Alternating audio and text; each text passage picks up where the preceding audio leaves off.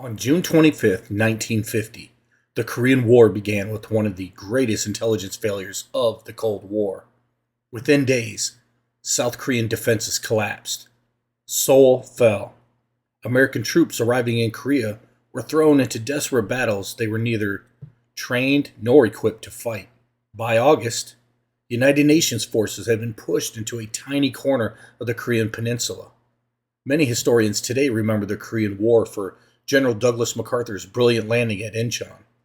But that story almost never happened, because before Inchon, America first had to survive.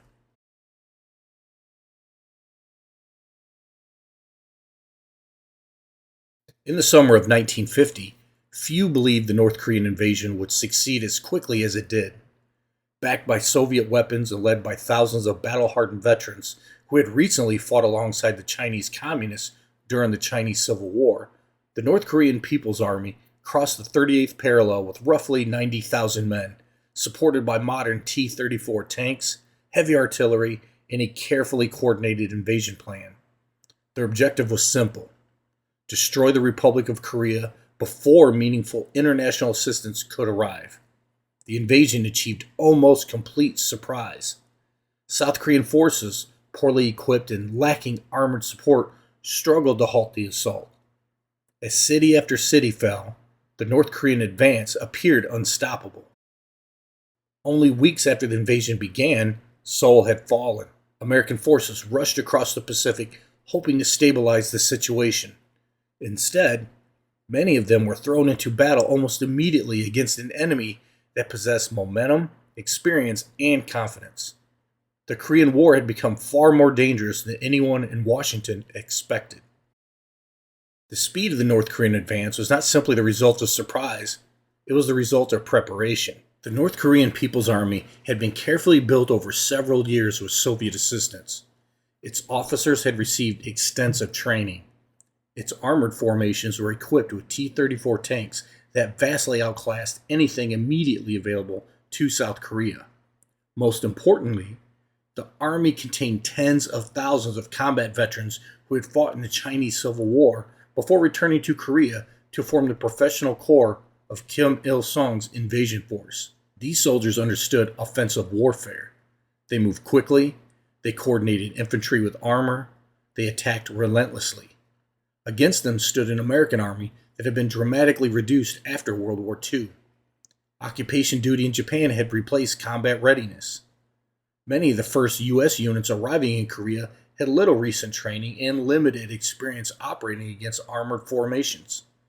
Task Force Smith, the first American ground force committed to combat, quickly discovered just how serious the situation had become. Its defeat was not simply a tactical setback, it demonstrated that stopping the invasion would require far more than a symbolic American presence. By late July, United Nations forces were retreating almost continuously. The question was no longer whether North Korea would continue advancing. The question was whether anyone could stop them before they reached the sea. By August 1950, nearly the entire Korean peninsula had fallen under North Korean control. Only a small defensive pocket remained around the port city of Pusan. If this final position collapsed, there would be no organized United Nations army left in Korea. Everything depended upon holding the Pusan Perimeter. General Walker understood exactly what was at stake. His forces dug in. Artillery was massed. Aircraft attacked roads, bridges, and supply columns around the clock. Meanwhile, the North Korean People's Army faced a problem it had never anticipated. Its offensive had outrun its logistics. Supplies became scarce. Fuel became increasingly difficult to deliver. Many soldiers survived on little more than a handful of rice each day, while replacement troops lacked the combat experience of those lost during the invasion. Yet the attacks continued. Among the most dangerous came along the Nakong River. Here, North Korean forces attempted to establish bridgeheads that could break into the Allied defensive perimeter. The fighting became desperate. General Walker responded with a series of aggressive counterattacks, including the first Nakong counteroffensive. American infantry, Marines, artillery, and overwhelming air power eventually shattered the North Korean offensive and destroyed much of the North Korean 4th Division. The invasion had finally begun to lose momentum, not because North Korean soldiers lacked courage, but because modern industrial warfare favors armies that can continually replace men, ammunition, fuel, and equipment. The United States could.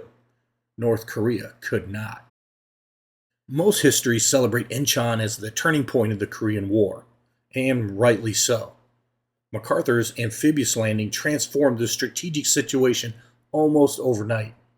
But Inchon could only happen because the Pusan Perimeter never collapsed. Had the North Korean People's Army captured Pusan, there would have been no secure port through which American reinforcements, tanks, aircraft, and supplies could continue to flow into Korea. The war might have ended before Inchon was ever attempted. Equally important was the international response. The United Nations acted with remarkable speed, authorizing military intervention after North Korea's invasion. American leadership and the temporary absence of a Soviet veto in the Security Council made that response possible, with General Douglas MacArthur appointed commander of the unified UN forces. Although the United Nations represented dozens of participating nations, the United States supplied the overwhelming majority of the combat power that prevented South Korea's collapse. The Pusan Perimeter held. The reinforcements arrived. The initiative shifted. Only then did Inchon become possible. History often remembers spectacular victories. The Inchon landing, the breakout from Pusan, the advance toward the Yalu River. But sometimes, the most important victories are the ones that simply prevent defeat. During the summer of 1950, the Korean War balanced on a knife's edge. The North Korean People's Army had nearly accomplished its objective before the United Nations could fully respond. What ultimately stopped the advance was not one battle, but the determination of exhausted defenders, the arrival of overwhelming industrial resources, and the refusal to surrender a shrinking corner of the Korean Peninsula. It serves as a reminder that history is often shaped not only by brilliant offensives, but by those who hold the line long enough for history to change. I'm Michael Stroud, and remember, history matters because people matter.